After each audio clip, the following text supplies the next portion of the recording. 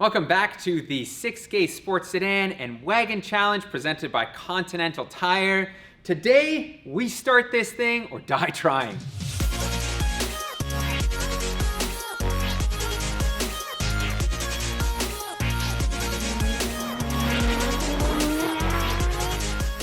We left off in the previous episode getting this engine in, and now it is time to do something that I don't really love, and that is wiring. But before I get into the wiring, I wanted to take a moment and thank all of you for all the posts and comments that you guys have made with this engine. There's been a lot of good information. One of the things that did come up was the brass pivot pin that I used in the gearbox. A lot of people sent me messages and said, hey, don't use one of those. It does flatten out, it wears prematurely.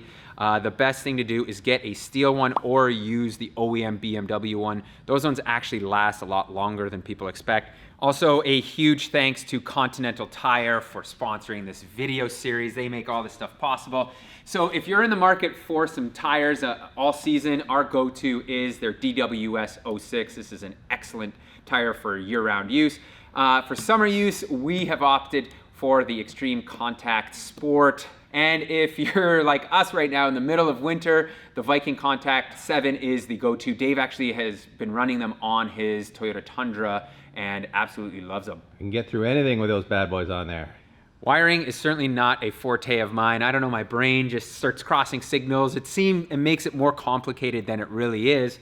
However, thankfully, Paul has created this guide that is pretty much simple for any kind of do-it-yourself. For example, for the reverse signal, all we need to do is find pin 19 on the X6004 connector on the DME and move it over to one of the connectors on the cluster. And Glenn, a buddy of mine who has almost like a small little side hustle where he dismantles BMW's E39s mainly, has provided me with this, which is awesome, a complete M5 chassis harness. So you can imagine it, the other option to doing the wiring would be a plug-and-play situation, which would have been pulling this entire harness out of our M5 and moving it over into the wagon. That is a monumental task if you look at all this. That's why we've gone the route of moving, I think it's like, I don't know, 10 to 15 wires, just wiring all that stuff up. It's a much easier thing. Nevertheless, what I'm gonna be using this for is some of the pin connectors. So for example, here is the plug that would go into the DME, that X6004 connector. We're gonna take the wire out of this one and drop it in there and then splice it in and run it.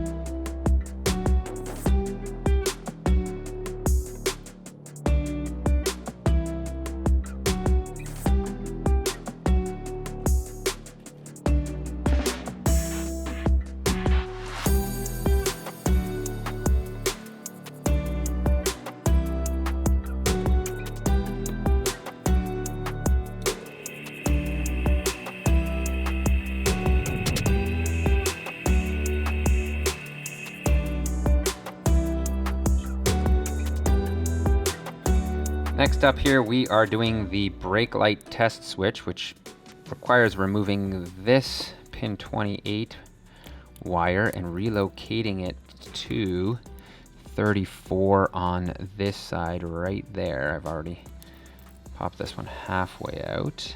There is 34. And DP, would you look at the way BMW does these connectors? They're absolutely fabulous. You can see it's labeled right here. If I'm not mistaken, that says 31, this says 40. Yep. So it's super easy. You just count 31, 32, 33, 34, got that. And then this arrow shows the way the connector goes back into the plug. It really is so far superior to the Japanese ones where you're always like, what? I gotta go refer to the manual. Which one is it? I gotta double count it, check the manual again.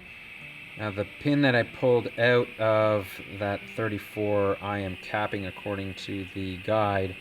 The next step would be also something related to fuel leak diagnostic pump. Oof. I'm not watching what I'm doing, but yeah, that would be this guy right here, fuel leak diagnostic pump. But because this is a California car, Paul told me it doesn't have that, so I'm just skipping that. So we are moving on to cruise control, which is under the dash. Instead of us having to fight and show you underneath what this would look like, all we're trying to do is wire up this switch right here. And the nice thing is, this is, I think, your brake light switch. It has power and ground, which I'm gonna splice in from here. And then the blue wire, the center wire on this, is the signal wire, which I need, which goes to a connector, which I'll wire up. This is essentially our immobilizer. Since this is an auto car, we do have to bypass this. And that is going to mean wiring up into the lower clutch switch this time. This blue wire needs to be connected to this blue wire here. And this is power and ground, which I'm going to once again source from the brake light switch as I did previously. And then the wire that we cut here, this one now has to go back up to the connector over here, and we should be good to go. We are on the home stretch here, which means getting the sport button to work properly, and that sharpens up the throttle bodies and tightens up the steering.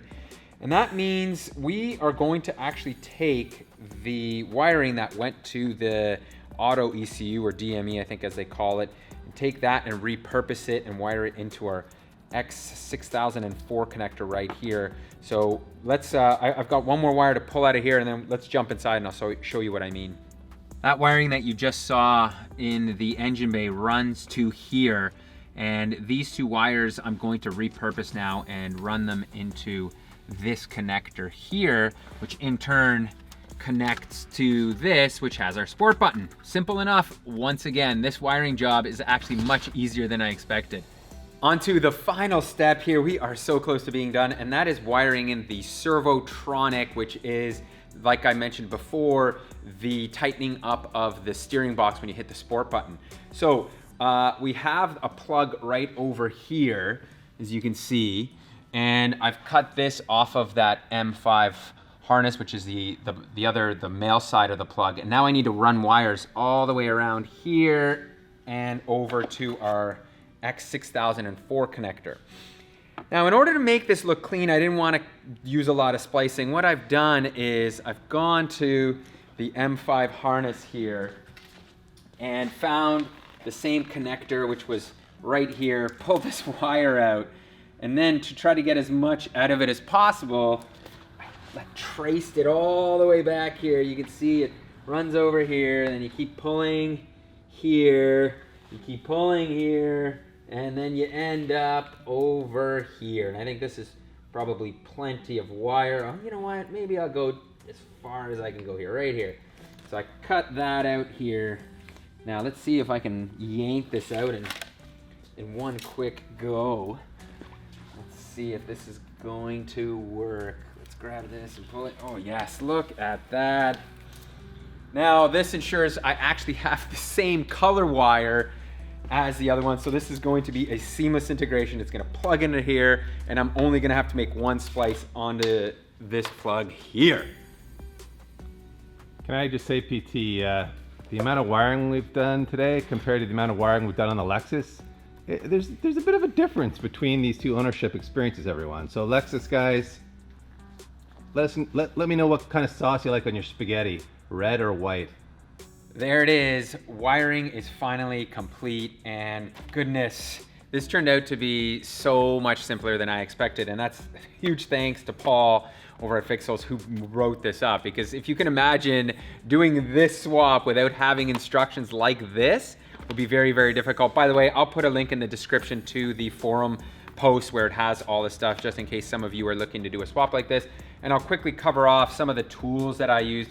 This is just like a simple butane torch from Dremel that has this nice little cup on the end, and then when you run it on low, it can do really, it heat shrinks the tubing really nicely. Obviously a good set of pliers and some strippers are nice to have. These are both off of Amazon. I'll put links. And these I think are called like keys. They're used to depin connectors, and they work really, really well. They come in a set like this. So last but not least, I did use some DI Easy Loom on this right here. A lot of the times we were using like that plastic rib stuff that really looked cheesy, and I think this looks much nicer. It's pretty soft. I'm super pumped that this is done, but there are a couple other things that we need to do.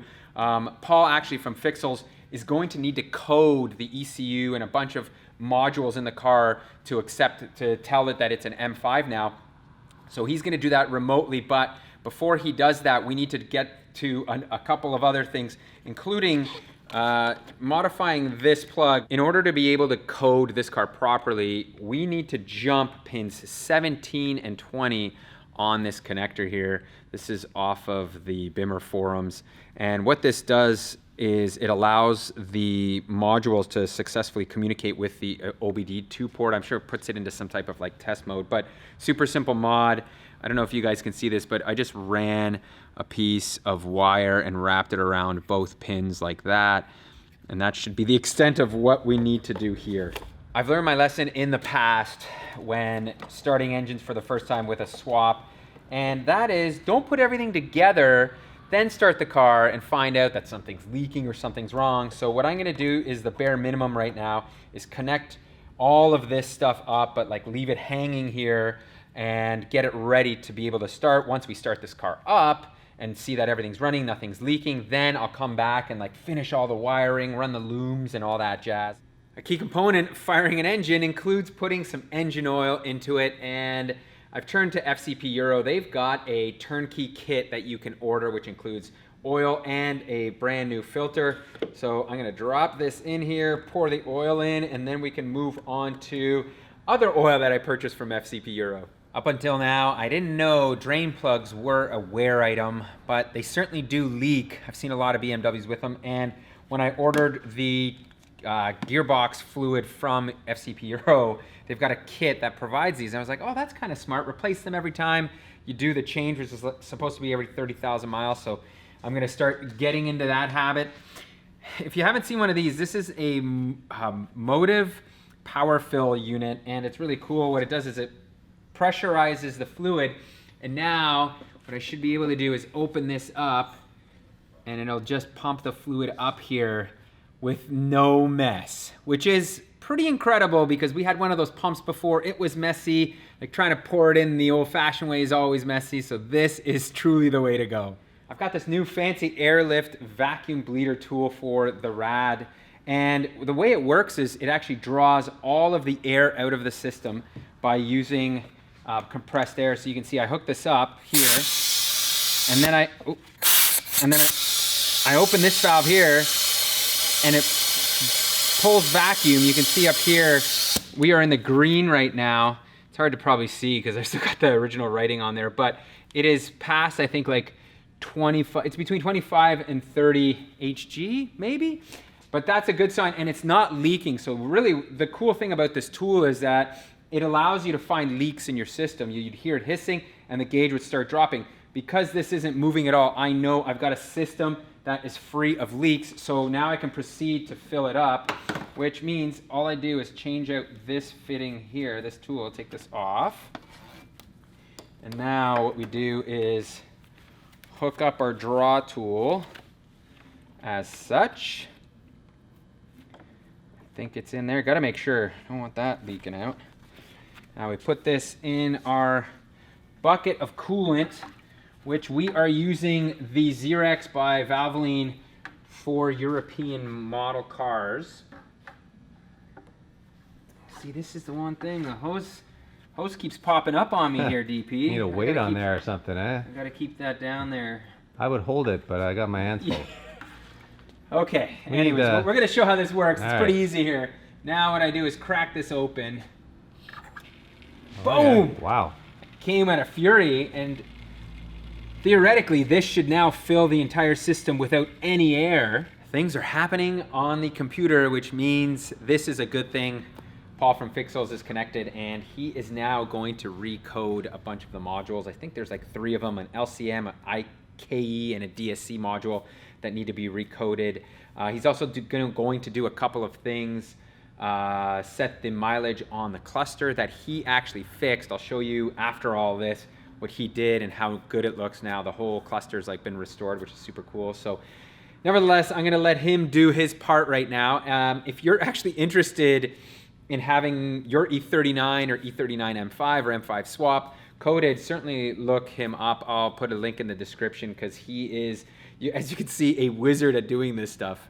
Paul is done, so we are about to fire this thing up, but I wanted to mention the cluster here is now all fixed. All the pixels are done, and he's coated it for a couple cool little things, like I can cycle between miles and kilometers in the trip mode and know my miles per gallon and my liters per 100 kilometers. There's a ton of cool stuff he's programmed into this thing. He also programmed that my doors all open at once and the windows do go down and up. All these cool little neat things he did. Technologing me here. He outdid you there. Oh, man. All right. Before we fire this up, there's one thing you should note. We have open headers, so this is going to be very loud. It's going to be very smoky because when we had the engine turned around, I saw a bunch of oil get into the combustion chamber. And furthermore, there is going to be some lift or tick because when these cars do fire up and they've sat for a while, they do rattle for a bit. So without further ado, let's do this. Here we go.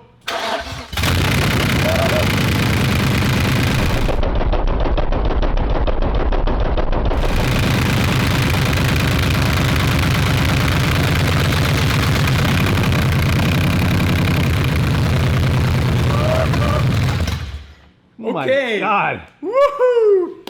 That thing sounds beastly with the open headers. And like I said, it does rattle. We are gonna have that rattle. That's not a huge problem. I'm not worried about that, but let's have a quick peek around. Let's see if anything's leaking. But the car ran, it started up, which is a huge, huge win for us. I see no oil, I see no coolant. We have ourselves a victory here. Everything has gone smoothly. Huge thanks to Paul over at Fixels for helping me out with this. Honestly, I would not have been able to get this done as quickly as I did without his help. So thank you so much. And thank you to all of you guys who have posted in the comments and made suggestions here and there. It has also helped me and guide me through this. So I think we're gonna have to wrap on this one because as you can see, the shop is like fully smoked out right now. Me and Dave are gonna get out of here, but we will be back in the next episode working on this thing, putting it back together and making it a full running vehicle. What is this? What is this called? Vacuum bleeder? Vacuum pump or vacuum bleeder? Is it a professional tool? It doesn't really say. It's just called airlift tool, so I don't know.